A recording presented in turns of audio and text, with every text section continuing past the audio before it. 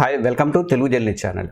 ఈ ఏపీలో Bhogapuram international airport నిన్న ట్రయల్ రన్ అయితే జరిగింది. దాని మీద ఇప్పుడు పెద్ద రచ్చరచ్చ జరుగుతుంది ఆంధ్రప్రదేశ్లో. దాన్ని ఎవరు కట్టించారు, ఎవరు హయాంలో ఎక్కువ పనులు పూర్తయినాయి అన్న దాని మీద ఇప్పుడు టీడీపీ అను వైసీపీ మధ్య అయితే కోల్డ్ వార్ అయితే నడుస్తుంది.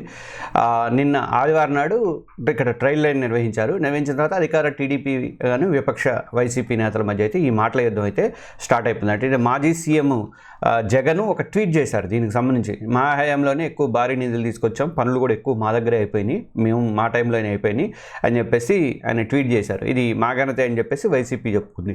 దాంతో ఈ భోగాపురం ఎయిర్పోర్ట్ కోసం మేము పెద్ద ఎత్తున కృషి చేసామని చెప్పి మాజీ మంత్రులు కూడా ఒక ప్రెస్ మీట్ అనేది పెట్టారు. ఎక్కువ భాగం మేమే పనులు చేసామని చెప్పేసి దాంతో ఆయన జగన్ జిఎంఆర్కి అభినందనలు కూడా చెప్పాడు ఈ మధ్యలో దాంట్లోనే.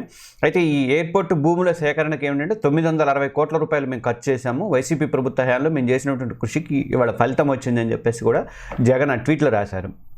దాంతో ఇప్పుడు ఆ ట్వీట్ మీద టీడీపీ నేతలు అయితే ఫైర్ అవుతున్నారు.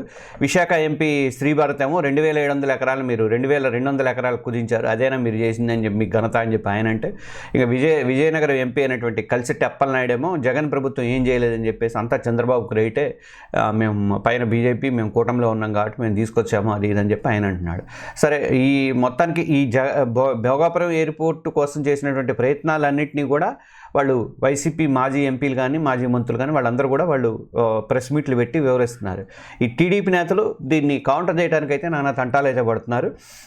ఎందుకంటే వైసీపీ హయాంలోనే ఎక్కువ పనులు అయితే కంప్లీట్ అయినాయని మాత్రం అయితే వాస్తవమే. ఈ క్రెడిట్ ఎక్కడ వైసీపీ ఖాతాలోకి వెళ్తుందని చెప్పేసి టీడీపీ నేతలు అయితే భయపడుతున్నారు. దాంతో మొత్తానికి జనంలో కూడా ఇప్పుడు భోగాపురం ఎయిర్పోర్ట్ అనేది ఒక చర్చగా నిలిచింది, ఒక హాట్ టాపిక్గా అయితే మారింది. దీన్ని చర్చ పెట్టడం ద్వారా వైసీపీ అయితే కొంతవరకు దీంట్లో సక్సెస్ అయిందని మనం చెప్పుకోవచ్చు. Please subscribe our Telugu journalist channel. Thank you.